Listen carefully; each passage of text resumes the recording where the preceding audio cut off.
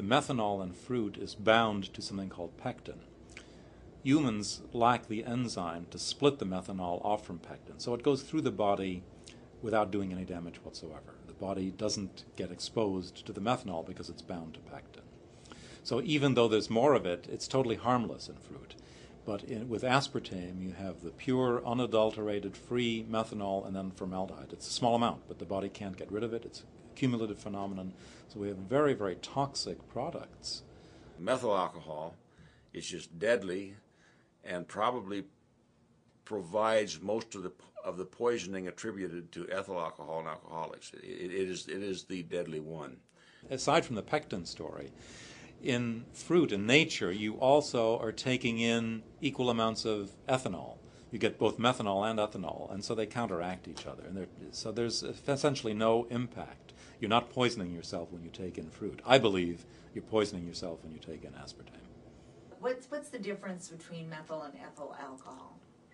Okay, it's a difference of one carbon atom.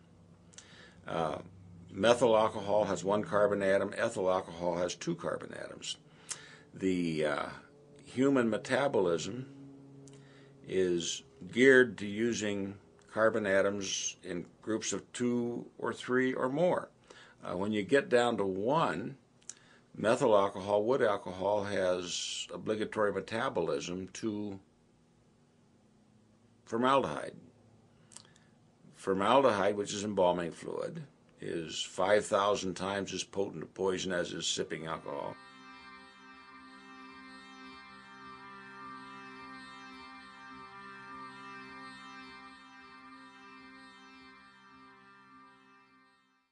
The FDA, which is the watchdog of American safety that we have empowered to protect the American public against food additives and drugs, has repeatedly reviewed all of the data that has been forthcoming from hundreds of studies about aspartame.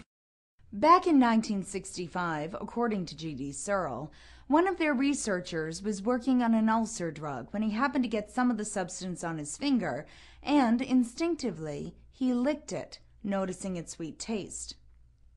One of the first tests conducted on aspartame was a 52-week study of monkeys to determine the effects of aspartame on primates. 7 monkeys were fed aspartame with milk. 5 of those monkeys had grand mal seizures, and 1 died. Monkeys have more of a reaction to ethanol, regular alcohol like vodka or scotch.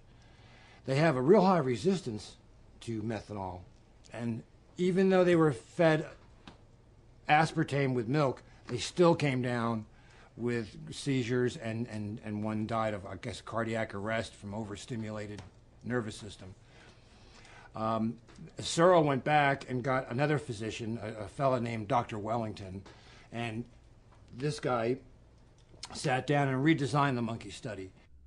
In that same year, Dr. John Olney found that oral intake of aspartic acid could cause brain tumors in mice. We had this situation where the company initially seemed to be responsive to the concerns, and they actually sent a team of researchers to Dr. Olney's laboratory, and they recreated the studies. The Searle investigators recreated the studies that showed this brain damage in animals, and they went back to Searle, and we waited to hear what Searle was going to do about this. And the next thing we knew, I would say that they probably went to Dr. Olney's lab mid-71. Mid-73, they applied to the FDA for a food additive petition to use NutraSweet as a sweetener. So I called the FDA and I said, this doesn't make any sense. Dr. Olney was asked by G.D. Searle to conduct the study because there were some concerns. And it's interesting to note that these concerns came up before a lot of the major testing into the toxicity of aspartame became apparent. But my thinking as an FDA investigator is that G.D. Searle already knew that going into this. Ultimately, FDA, using its good offices, interestingly enough, a major person there, created a meeting between me, Searle, and General Foods, which was going to be one of the main customers. And we met. And I said I didn't think that this would ever reach the market. And they said, well, they were sure it was going to be approved. And I thought that we were on 180 degrees opposite sides It turned out that it was approved, but FDA asked them not to market it, and they held it up so that there could be hearings and so forth. In 1974, the FDA approved the limited use of aspartame. Do you know why they were sure it was going to be approved?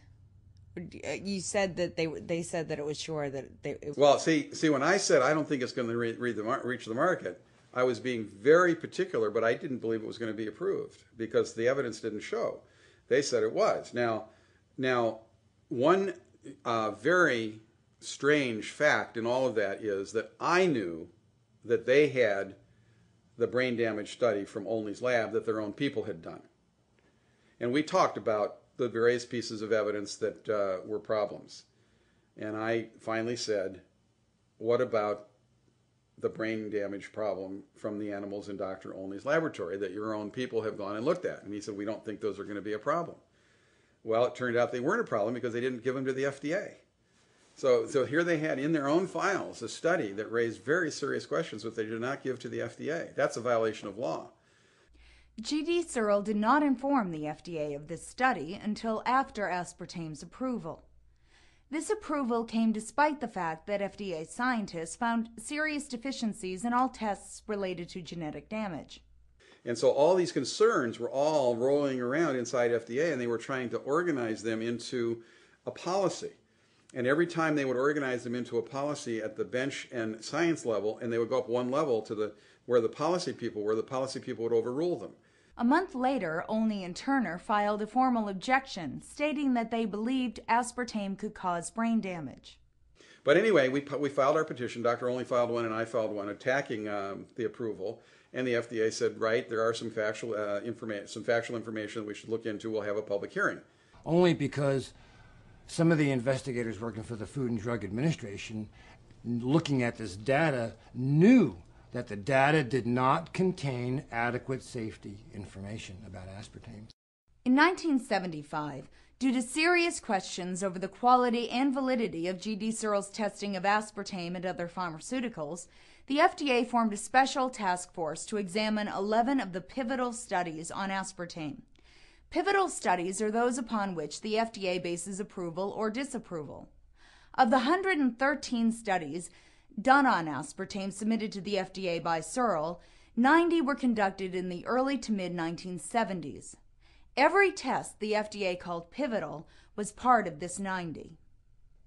In March of 1976, the FDA completed their 500-page report after finishing their investigation.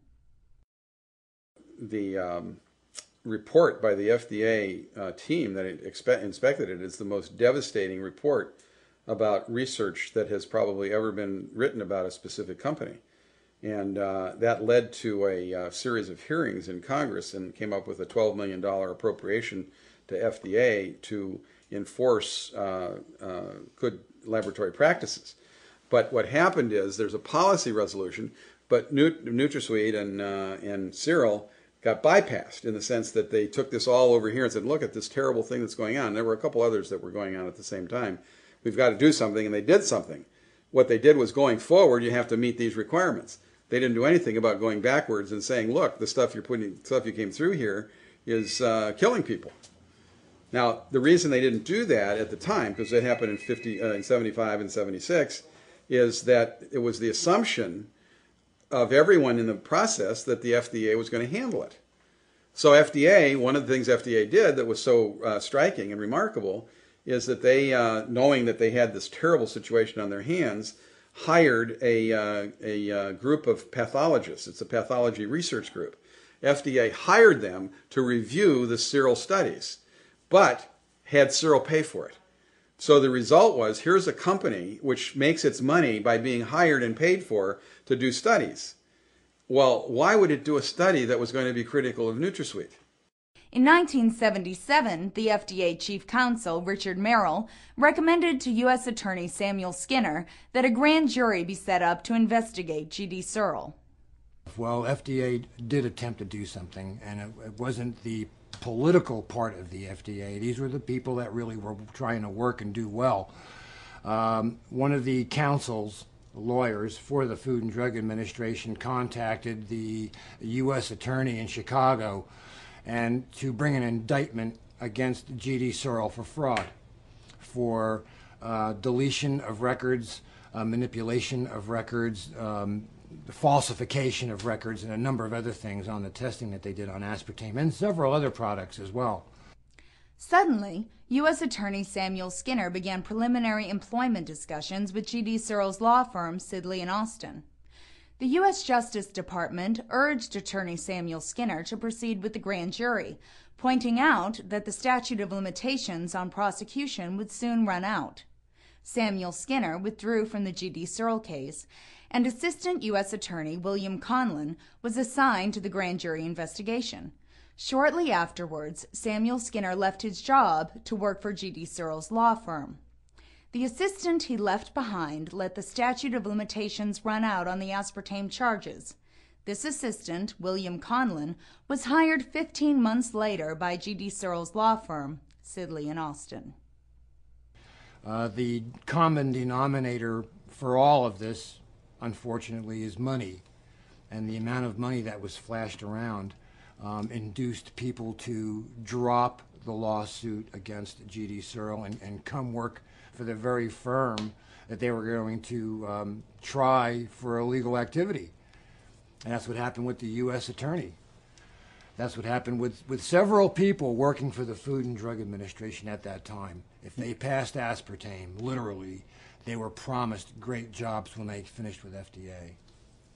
And it was interesting, the main guy that made the decisions that overruled them in the Bureau of Foods went on to work for the Soft Drink Association.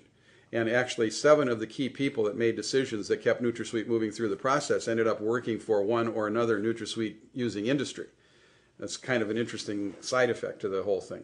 I like to do well at things. It's important to me that if you're given an assignment that you try to do it the best you can. I'm afraid that some people confuse that with some sort of single-mindedness on my part. Donald Rumsfeld went into the company after he left Washington, after Ford lost, and that would be in 1977. Is in business, and he was the congressman from there. And then he went to the White House, where he was White House Chief of Staff, and then he became the Secretary of Defense. And he's involved in a whole group of people around Chicago that are, they're involved in a whole range of things, national security being one of them. He was also a part of the RAND Corporation, one of the major defense think tanks. He's a very bright guy, like in The Best and the Brightest, you know, the kind of people that brought us Vietnam. These are people who believe that thinking is the primary way that you get through life. Having values, feelings, and so forth, they denigrate. So he took over this company, and it was going down the tubes completely. It had FDA investigations. It had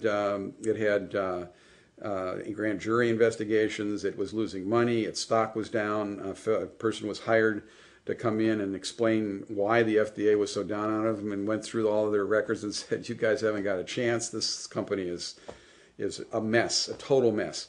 And he went in with a full team of politicians. He went in with himself, a politician. He brought his special assistant, who was a Republican Party operative, worked with the Republican National Committee, brought in a press guy from there, brought in lawyers, and they took on the issue of this company as a political issue. And one of the first things that he, not first, but somewhere in that first year, it was late in the year, he called me and said, "Let's have a meeting." So I went and I met with him. We flew into the Madison Hotel and we met and we talked. And my point was that the struggle that was going on around NutraSweet was a scientific struggle. We needed to know the scientific answers. And this was before the Public Court of Inquiry had ruled.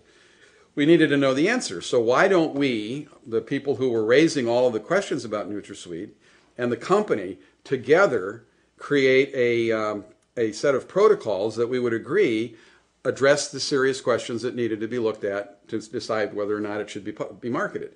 So we had this meeting. And for about 6 months, his staff and I and our group negotiated out how we could proceed on this. His own scientists didn't want to do it. For example, at the time that they put their evidence into FDA in 1973, there were no requirements at FDA to examine effects on the brain from food additives. No requirements whatsoever. So there never was a study